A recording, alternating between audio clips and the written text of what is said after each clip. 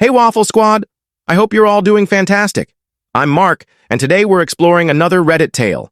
If you're a fan of Reddit stories, consider smashing that like button, subscribing, or tapping the notification bell.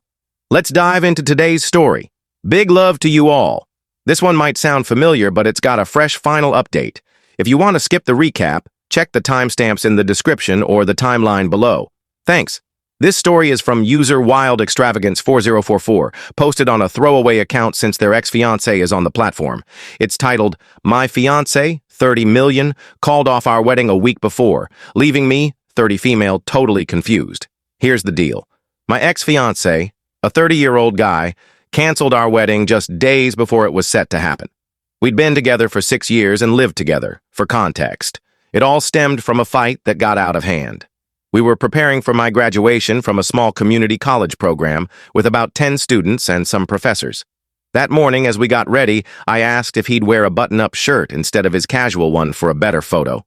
He got annoyed and snapped, "Why do I always have to do things for others?" I said he didn't have to. It was just a suggestion, and his call.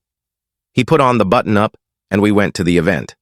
The ceremony went well, and he seemed genuinely happy for me. But on the way home, traffic was bad, and he got cranky. I suggested a faster route since the exit was near, but he didn't take it. I was a bit frustrated since he was grumpy about traffic, so I asked why he skipped it. He exploded, yelling that my tone was rude and he didn't need to drive my way. I said I was only asking and didn't care about the route. He was the one upset. He went off, blaming me for making him angry. At home, I apologized for any misunderstanding and said yelling doesn't help, we should talk it out. He brushed off my apology, saying it didn't fix anything, and that if I kept causing issues, he'd keep blowing up because it's the only way I listen. Hours later, we talked again. He said sorry for yelling, and I apologized for the mix-up. But that night, I was crying, hurt that he'd yell so easily, especially on my big day. Yelling is a major red flag for me, and I never yell at him or anyone. The next morning at breakfast, he noticed I was off and asked why. I said I was processing the day before. When he pushed, I shared that I felt my special day was ruined by pointless fights. He got mad again, blaming me for starting them. When I said it wasn't fair to blame me, he escalated, saying he couldn't do this, I'm a bad communicator, and he couldn't marry me like this.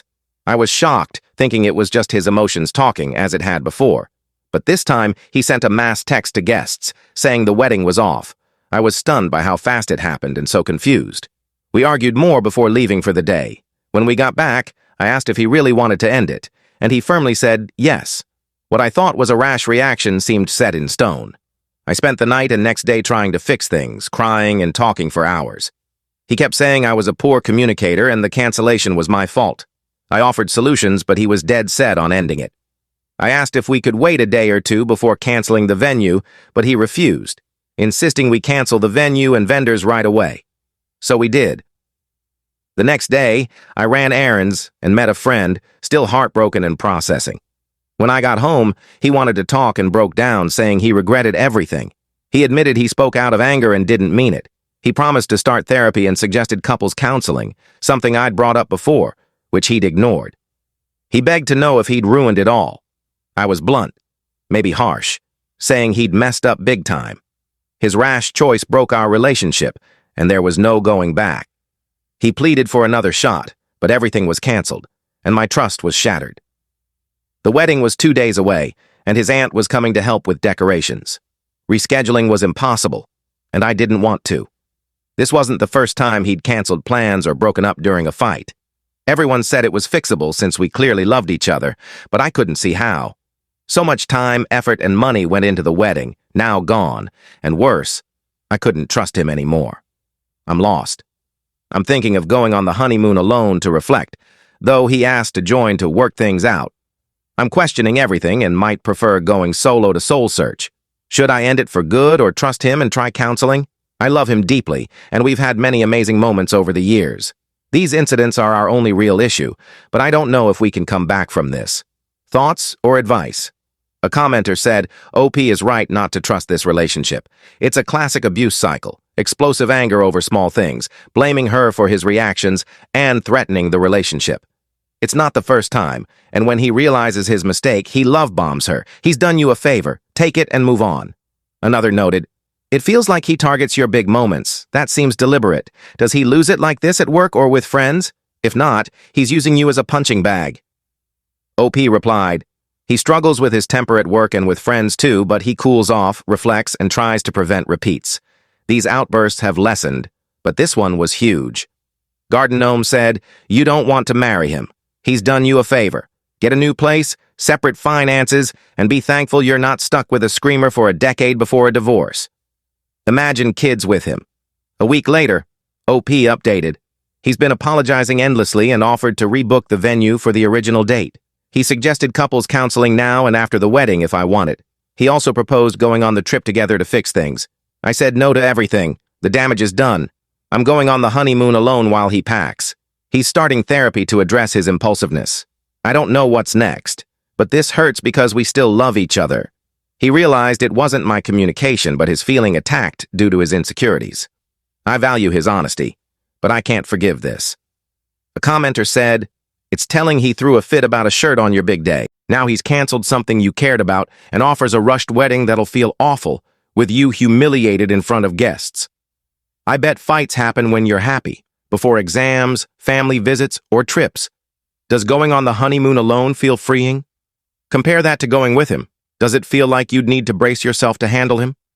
OP replied, he was fully involved in planning the wedding and honeymoon and seemed excited. The tantrum was embarrassing.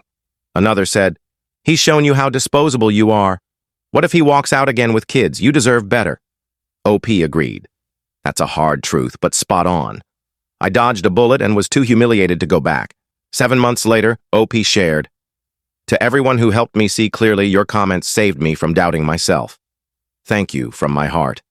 Stepping back brought back the confident, lively, silly me I'd missed. My 31st birthday felt like a fresh start. My life fell apart and I struggled, but somehow it all worked out. I'm in a new relationship and feel peaceful, which took adjusting. My ex feels like another lifetime. To anyone reading, leave an abusive relationship. If you're wondering if it's abusive, it likely is. Your mental and physical health matter. It gets better, not just in stories. Commenters were elated. One asked, I'm thrilled for you. Your ex canceling a huge event because he couldn't take criticism is toxic. Have you heard from him? How'd the breakup go? OP replied, he moved out, and we met on the wedding day for closure. Lots of tears, and we kissed one last time, but I felt nothing, confirming it was over. He kept pushing to reconcile and started therapy with family support. We stayed in touch briefly, but it felt bad, so I cut contact. He respected my wishes but hoped for reconciliation. Another said, that's the best outcome possible. Recognizing contact hurt and walking away is huge. Be proud. OP agreed. It's the best outcome. I understand, thank your lucky stars now. Another added, your original post sounded traumatic. It would have taken me years to heal and move on. Some Redditors say, stick it out. But we don't face the fallout. You do. Glad you're at peace. OP responded, Redditors mean well, but their advice is from their lens. Only after leaving did I see how abusive it was. Therapy's been a big help. One last comment. He messed up and learned the hard way. What a lesson. You should be so proud. I'm happy for you. OP replied, we both learned tough lessons, but I'm grateful. It made me stronger, and I'm not afraid of emotional pain anymore.